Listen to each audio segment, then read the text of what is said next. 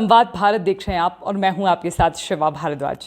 एक आईएएस अफसर का जीवन किस तरह का रहता है, आईएएस बनने से पहले क्या सोच होती है और जब आप किसी विभाग में आ जाते हैं उसके बाद आपकी सोच में किस तरह का परिवर्तन होता है, ये भी हम जानने की कोशिश करेंगे। और साथ साथ जो अभ्यर्थी प्रतियोगी परीक्षाओं की तैयारियां कर रहे हैं उनके लिए भी इंटरव्यू बड़ा खास होने वाला है।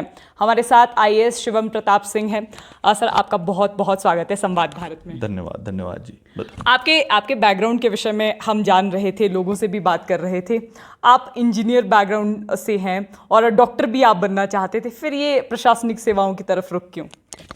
जी, इनिशियली जो था कि मैं डॉक्टर बनना चाहता था, परंतु फिर फाइनली क्योंकि मेरे मैथ्स का स्कोर काफ़ी अच्छा था 10th क्लास में, मेरे 100 ऑन 100 आए थे, तो मेरे मैथ्स के टीचर जो कि मेरे को बड़ा प्यार करते थे, उन्होंने बोला आप बेटे मैथ्स ले लो। तो उस कारण से मैंने इंजीनियरिंग करी। कोई वेल थॉट डिसीजन वो नहीं था, बट एक पृष्ठभूमि ये ज़रूर है कि जब मैं इंजीनियरिंग करने जाता था तब मेरे को ये बात क्लियर थी कि मुझे आईएएस बनना है। और मेरे दादाजी और मेरे पिताजी दोनों जब मैं छोटा था तब से कहते थे कि हमारा पोता जो है वो आईएएस बनेगा। तो उस चीज़ को हमेशा हमने दिमाग में रखा और हमेशा मन से एक इच्छा थी कि आईएएस बनेंगे। थोड़ा सा मन में हमेशा ये भी था कि कुछ चीज़ें ऐसी भी होती हैं कि जो आप बनना चाहते हैं और कुछ चीज़ें ऐसी होती हैं जिसके लिए आप बने होते हैं। इन दोनों का मेल जीवन में बड़ा ज़रूरी है। तो अगर आप जो बनना चाहते हैं वो है जो आप बन सकते हैं, तभी आप सक्सेसफुल होते हैं। तो उस सेंस में मुझे हमेशा लगता था कि मैं जो हूँ, मेरे को पब्लिक लाइफ बहुत ज़्यादा पसंद है और लोगों के बीच रहना बहुत ज़्यादा पसंद है। और मुझे लगता है कि जीवन का जो स्वामी विवेकानंद ने भी कहा कि जो तात्पर्य अर्थ तब बनता है जब आप दूसरों के लिए जीते हो। और उस चीज़ को पूरा करने के लिए मुझे लगता है कि जो ये आईएएस की नौकरी है, ये आपको इतनी बड़ी अपॉर्चुनिटी देती है, इतना बड़ा धर्म और कर्म आपके ऊपर निमित्त करती है कि आप सच में लोगों का भला कर सकते हो। और जो आप करते हैं वो लोग एक्सेप्ट भी करते हैं, उसकी प्रशंसा भी करते हैं और उस चीज़ को हमेशा मानते हैं कि ये अधिकारी हैं, इन्होंने हमारे भले के लिए किया। और जो भी आप इनिशिएटिव्स लेते हैं उसका इम्पैक्ट रियल लाइफ में, लोगों की रियल लाइफ पे आता है। तो वो अपॉर्चुनिटी जो ये सर्विस देती है, शायद उसने मुझे इसकी तरफ काफ़ी हद तक खींचा। आपने समाज की बात की, आपने ये भी बताया कि आप आईएएस क्यों बने, लेकिन आपसे मैं ये भी जानना चाहूँगी कि कई बार हम आईएएस बनने से पहले ये सोचते हैं कि मैं समाज में ये परिवर्तन करूँगा अगर मैं अफसर बनूँगा।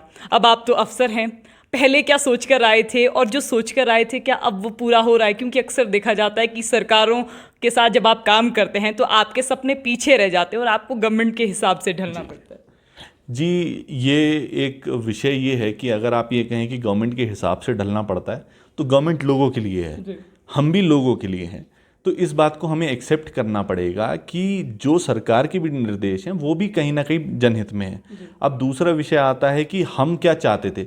देखिए, मैं एक छोटे शहर से हूँ, है ना, और लेकिन काफ़ी प्रॉस्परस सिटी है वो। लेकिन वहाँ पे मुझे हमेशा ये महसूस हुआ कि जब आप दूर दराज के कहीं इलाके में रहते हैं तो आपके पास वो फैसिलिटीज़ नहीं होती, या वो विजन नहीं होता, या वो गाइडेंस नहीं होती, जिसको सोच के आप सोचिए कि मान लीजिए कि एक बच्चा किसी दूर दराज के गाँव में है और एक बच्चा कोटा रहता है या फिर वो दिल्ली रहता है, तो वो दोनों कभी सेम शुरुआत नहीं है उनकी। उन दोनों में हमेशा अंतर है, क्योंकि कोटा और दिल्ली वाले बच्चा भले ही एवरेज हो लेकिन उसको एक्सपोजर ज़्यादा है, उसका जो रेस में वो पहले से ही मार्क से बहुत ज़्यादा आगे है। तो उसमें मेरी हमेशा ये इच्छा थी कि हमारे पास जो डिसएडवांटेज थी, हमारे पास जो गाइडेंस की कमी थी, या हमें जो चीज़ें नहीं मिल पाई, वो मैं अंदर जाके बाकी लोगों को प्रोवाइड करूँ। तो उसी प्रयास में क्या था कि जैसे मैं चंबा रहा, it was an aspirational district. आपने स्टूडेंट्स को भी वहाँ कोचिंग देना शुरू किया था। शिवम, क्या मानते हैं कि ये सोशल कंडीशनिंग का इम्पैक्ट हमारे ऊपर रहता है क्या? जी, बिल्कुल रहता है। आप जो समाज है उसके हिसाब से सोचते हैं। अगर आप जाएंगे, अमेरिका जाएंगे, तो आप अमेरिकन की तरह सोचेंगे। आप हिंदुस्तान में हैं तो हिंदुस्तानी की तरह सोचेंगे। तो अगर आप देखें तो हम चंबा थे, तो चंबा में हमने बच्चों के लिए फ्री कोचिंग रखी थी आईएएस की, जिसमें काफ़ी करीब 100-150 बच्चे पढ़ते थे और टॉप स्टूडेंट्स। अब आप सोचिए कि दिल्ली की जो फैसिलिटीज़ हैं वो आपको अगर चंबा में अवेलेबल हैं, तब जाके आप कहीं उन बच्चों की बराबरी कर पाएंगे। तो मुझे लगता है कि सरकार में है आज, सिर्फ सरकार के कारण ही ये अपॉर्चुनिटी मुझे मिल पाई कि मैं बच्चों तक पहुंच पाया, है ना। हमने लाइब्रेरीज़ खोली हैं काफ़ी सारी बच्चों के लिए। तो अगर आप एक नज़रिए से सोचें कि जो मैं सोच के आया था वो तो मैं पूरा कर रहा हूँ, उतना सेटिस्फेक्शन मुझे ज़रूर है आज की तारीख में। और आई थिंक कि यूथ और जो बच्चे हैं उनसे मेरे को खासा लगाव है जहाँ पे भी मैं रहा। और आज भी वी आर वर्किंग कि हम कैसे एजुकेशन सिस्टम को इस तरीके से लेके आएँ कि भले ही आप हिमाचल के दूर दराज के गाँव में हैं, चाहे भले ही आप दिल्ली में हैं, चाहे भले ही आप टॉप सिटीज़ में हैं, हर जगह जो फैसिलिटीज़ हैं, जो गाइडेंस हैं, उनका लेवल सेम होना चाहिए। और मुझे लगता है कि आगे तक, अभी तो हमने नौकरी की शुरुआत करी है, तो अंत तक मुझे लगता है इसके लिए हम प्रयासरत रहेंगे। शिवम, आपने ग्रामीण क्षेत्र के बच्चों की भी बात की। आपने कहा कि जो शहरों के बच्चे हैं और ग्रामीण क्षेत्रों में रहने वाले बच्चे हैं उनका कभी कंपैरिजन नहीं किया जा सकता, लेकिन आप तो अब खुद आईएएस ऑफिसर भी हैं। आपसे मैं जानना चाहूँगी कि भाषा क्या बैरियर रहती है यूपीएससी के सफ़र में? जी देखिए, काफ़ी कॉमन नॉर्म है कि हिंदी और इंग्लिश का एक बैरियर है, लेकिन देखिए बैरियर है थोड़ा सा इस नज़रिए से हम देख सकते हैं कि हिंदी में मान लीजिए मेंस का आंसर आपको लिखना है, तो हिंदी को लिखने में और इंग्लिश को लिखने में एक बहुत बड़ा अंतर है। वैसे बहुत छोटा सा विषय है कि भाई ऊपर डंडी लगती है, उसमें इंग्लिश में नहीं लगती है। तो जो एक्सप्रेशन आप तेज़ी से हिंदी में कर सकते हैं, इंग्लिश में कर सकते हैं, वो हिंदी में करना मुश्किल है। दूसरा पार्ट ये है कि जो कंटेंट हमारे पास अवेलेबल है, कंटेंट जो है इंग्लिश वाली सोर्सेज के लिए ज़्यादा अवेलेबल है। सारे सब्जेक्ट्स की कोचिंग इंग्लिश में थोड़ी सी इजी है, उस सेंस में आसान है थोड़ा सा इंग्लिश में। बट मैं मेरे बैचमेट्स हैं जो कि हिंदी माध्यम से किए हैं और मुझे लगता है वो लेजेंडरी लोग हैं हमारे बैच के। तो अगर आप उनसे मिलें तो उन्होंने निकाला है और उन्होंने टॉप रैंक्स पे निकाला है, इसका मतलब उसे करना संभव है और उतना ही संभव है। तो इनहेरेंटली कोई भी कमीशन या फिर यूपीएससी या एसएससी कोई भी हिंदी या इंग्लिश की वजह से चेंजेस नहीं करते। इसमें मेरा अनुरोध बच्चों से ये ज़रूर है कि हम जो चेंज करते हैं हिंदी से इंग्लिश, वो सीधे तैयारी के टाइम पे जाके ना करें। हम कई बार लगता है कि मैं तैयारी के टाइम पे जाके चेंज करूँगा तो हो सकता है इंग्लिश से फ़ायदा नहीं। आपने पूरे जीवन कंसेप्ट सारे हिंदी में पढ़े हैं और या फिर पूरे जीवन कंसेप्ट सारे इंग्लिश में पढ़े हैं, तो जो भी जिस भी भाषा में आपको आसानी है आप वो करें। जहाँ तक विषय इंटरव्यू का है, इंटरव्यू में दोनों ऑप्शंस होते हैं आपके पास। आप चाहे हिंदी में दे सकते हैं, आप उसे इंग्लिश में भी दे सकते हैं। जिस भी भाषा में आपको सहूलियत है, जिस भी भाषा में आप अपने विचारों को रख सकते हैं उसमें रखें, क्योंकि विचार ज़्यादा इंपॉर्टेंट है। किस भाषा में विचार रखे गए वो उतना ज़्यादा इंपॉर्टेंट। आपने इंटरव्यू की बात की। कई बार हमने बहुत सारे जगहों पर देखा है कि इंटरव्यू में आपसे अटपटे सवाल पूछे जाते हैं। आपसे कई बार यूट्यूब में हम देखते हैं या सोशल मीडिया प्लेटफॉर्म पर देखते हैं कि मुर्गी पहले आई या अंडा, क्योंकि लोग इसी मिसकॉन्सेप्शन में रहते हैं कि वाकई ऐसा होता होगा।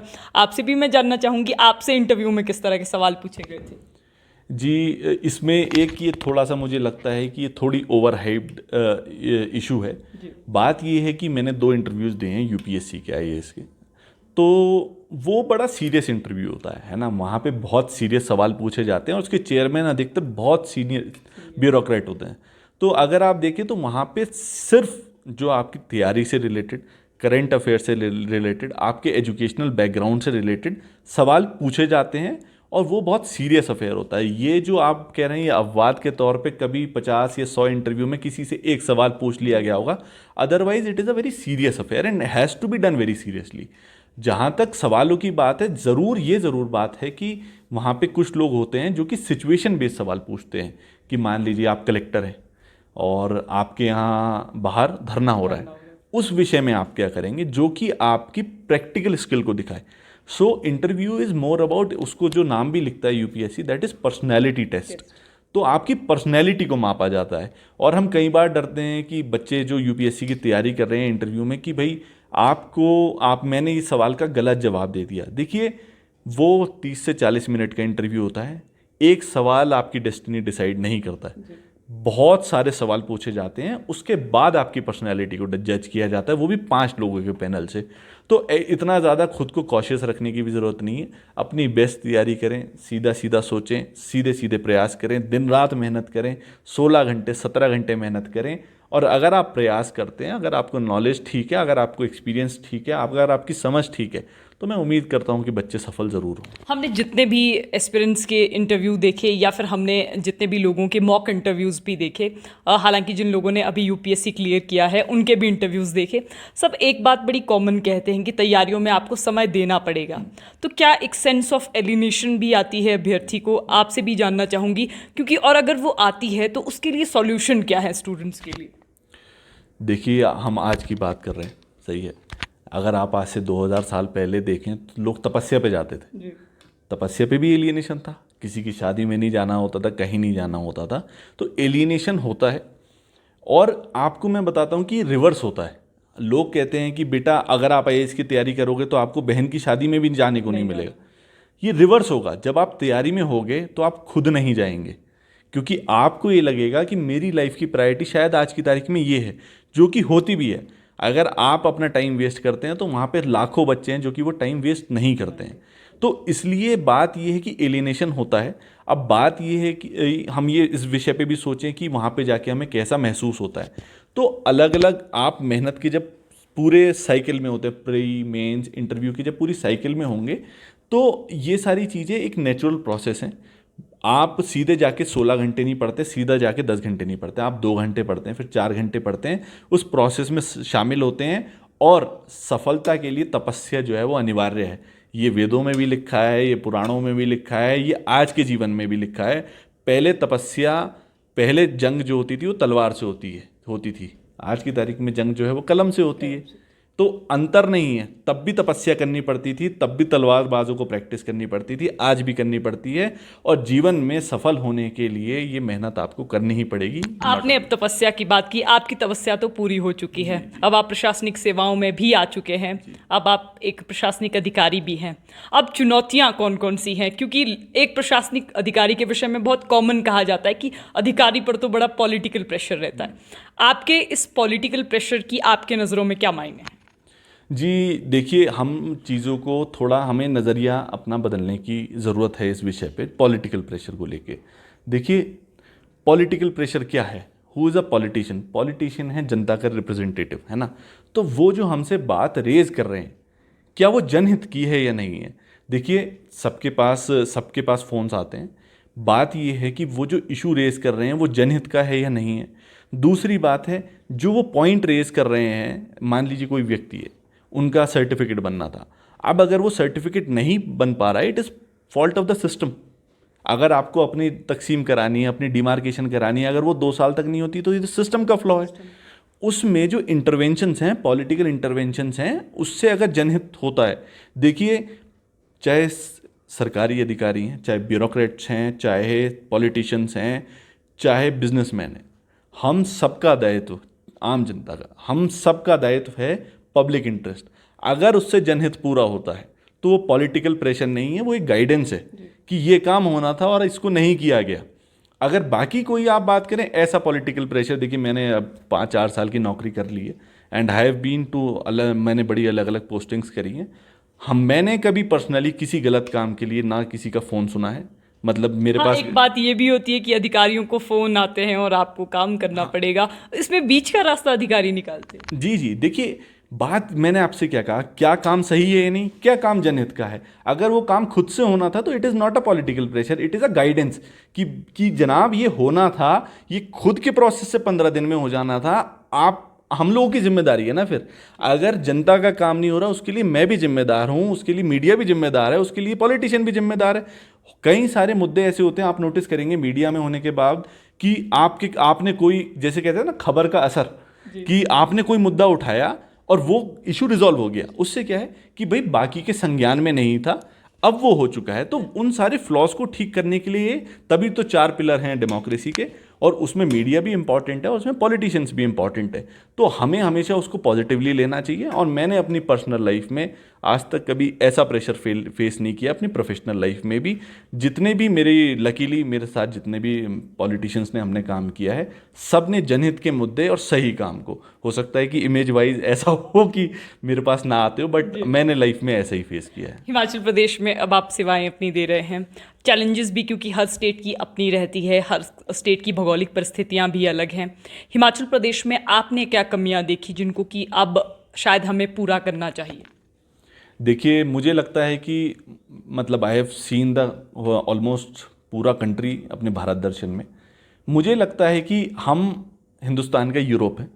We are one of the most advance states, और यहाँ की जो जनता है वो भी बहुत भोली भाली है, बहुत ही बढ़िया लोग हैं यहाँ के। बट हम प्रॉस्परस भी हैं, लेकिन अब हम प्रॉस्परस हो चुके हैं, अब हमें और लंबी छलांग लगानी है जहाँ पे हम one of the most developed states of the world बने।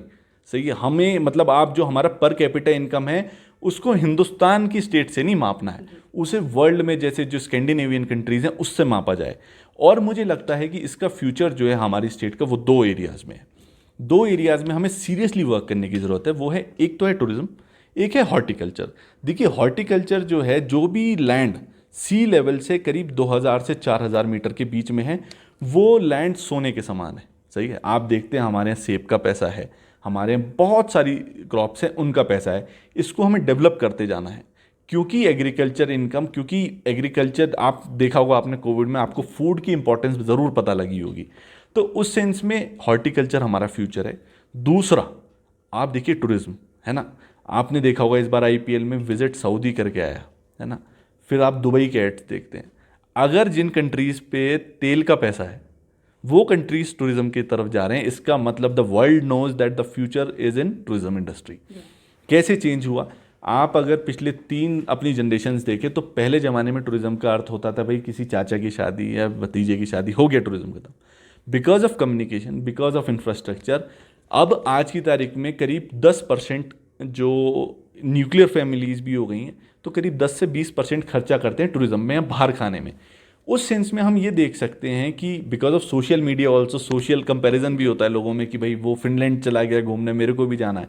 तो उस सेंस में हम ये सोच सकते हैं कि लोग आगे वाले कमिंग ईयर्स में around 15 to 20% of disposable income खर्च करेंगे टूरिज्म में। ये हमारे हिमाचल जैसे खूबसूरत जो प्रदेश है उसके लिए बड़ी लकी अपॉर्चुनिटी है।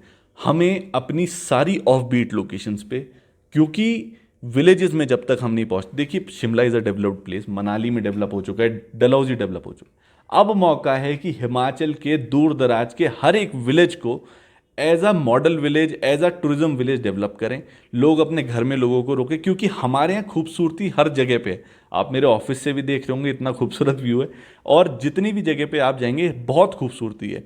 हम इसको हार्नेस करें, अपने लोगों को मूव कराएं सीधे टूरिज्म इंडस्ट्री में, अच्छे अच्छे होम स्टेज बनाएं, सो दैट कि हम एक tourism destination of the world बने। इंडिया नहीं, इंडिया में तो हिमाचल में तो पहले से ही लोग आते हैं, हम पूरे वर्ल्ड के लिए एक टूरिज्म डेस्टिनेशन बने, सब लोग हिमाचल आएँ। और अगर हम इसके लिए इंफ्रास्ट्रक्चर वाइज प्रयासरत हैं तो मुझे लगता है कि हमारा स्टेट ज़रूर, जो हम सोचते हैं कि पूरे वर्ल्ड में टॉप मोस्ट होगा, उसको हम ज़रूर अचीव करें। आपने मॉडल विलेजेस की बात की, लेकिन आपसे मैं ये भी जानना चाहती हूँ कि योजनाएं बनाने में और उनके क्रियान्वयन में अधिकारी की बहुत बड़ी भूमिका होती है।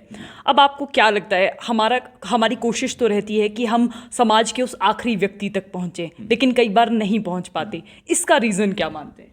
जी देखिए, बहुत सारे विषय हैं, है ना। अब एक कई सारी चीज़ों की व्यवहारिकता भी है। अब मान लीजिए कि गवर्नमेंट की स्कीम्स हैं, मल्टीपल स्कीम्स हैं, सही है। सबसे पहला जो इशू आता है वो है जानकारी का अभाव। अगर मान लीजिए आप हैं, आप मान लीजिए आवास योजना के लिए एलिजिबल हैं, परंतु आप कहीं दूर रहते हैं, आपके जीवन में आपको पता ही नहीं होगा कि वो स्कीम अवेलेबल है या नहीं है।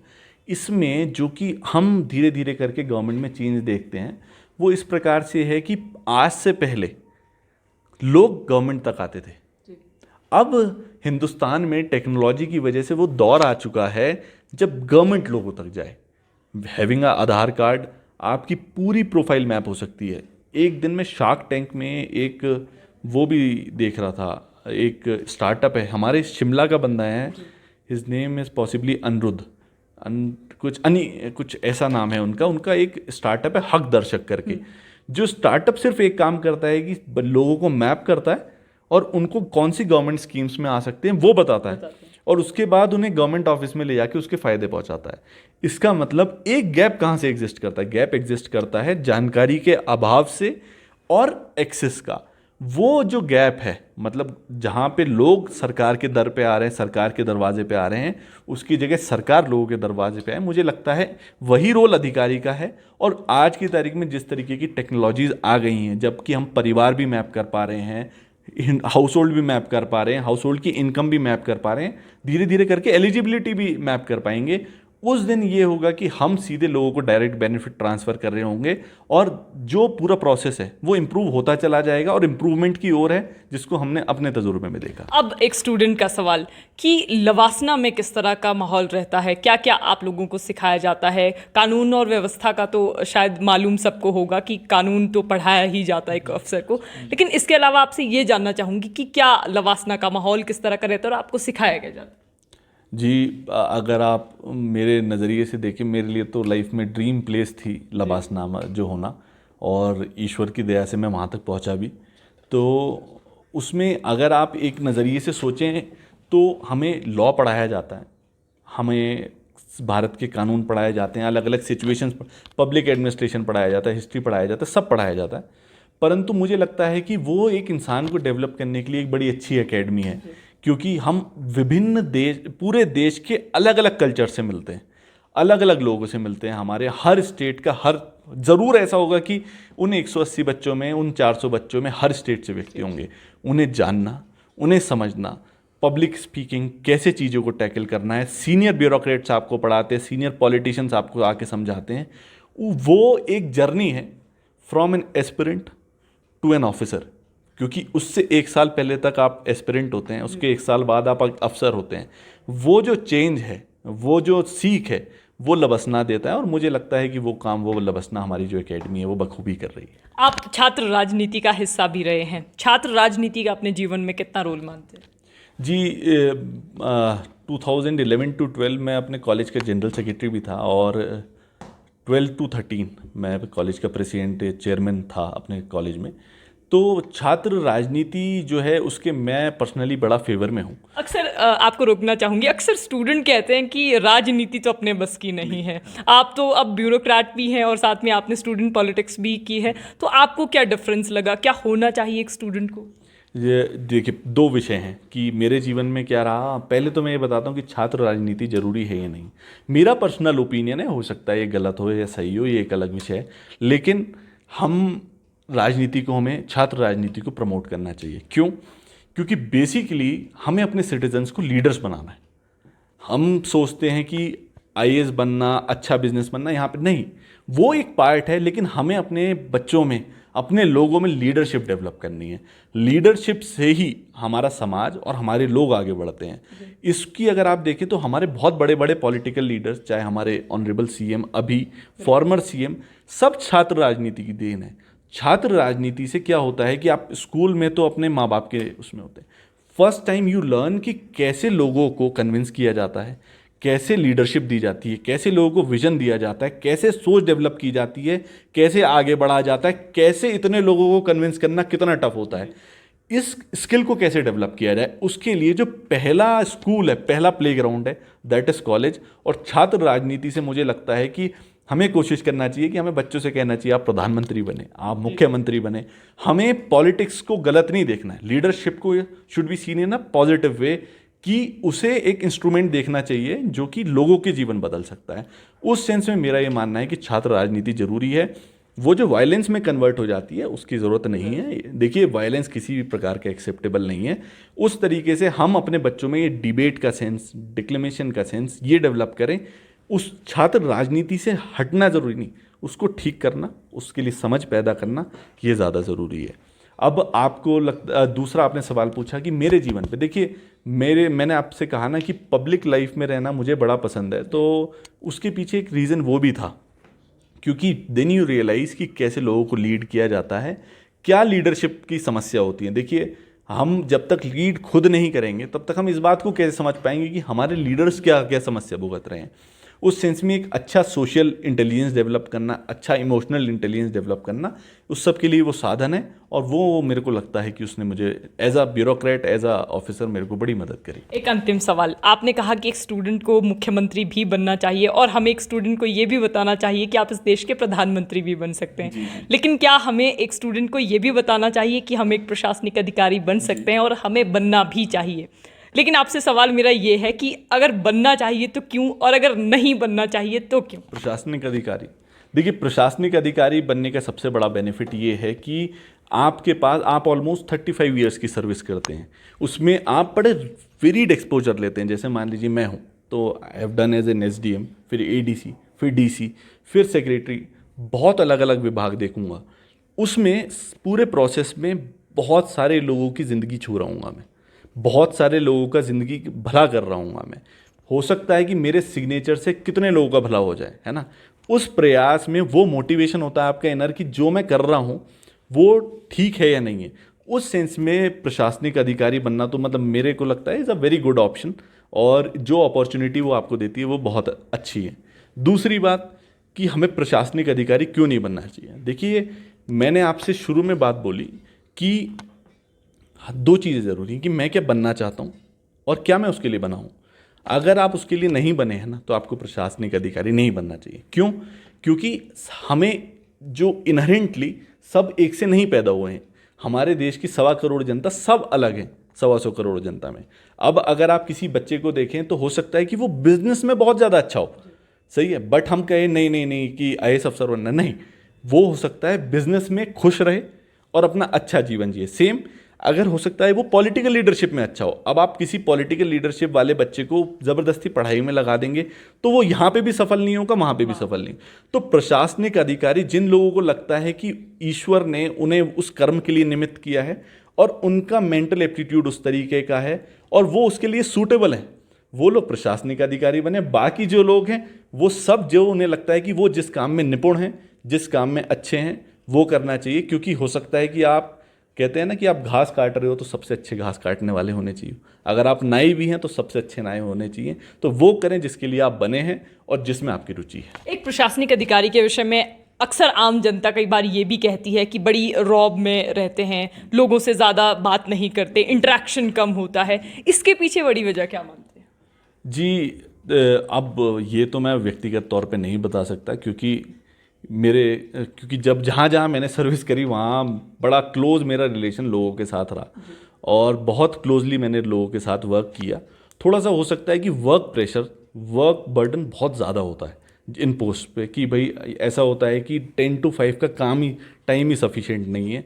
परंतु उसमें मेरा एक बात सबके लिए कहना है कि नो मैटर क्या है, परंतु आपका बिहेवियर अपने लोगों के प्रति, देखिए जो भी आम आदमी आपके दफ्तर आता है ना, उसके साथ किसी को भी ये छूट नहीं है कि आप उसके साथ अभद्र व्यवहार करें।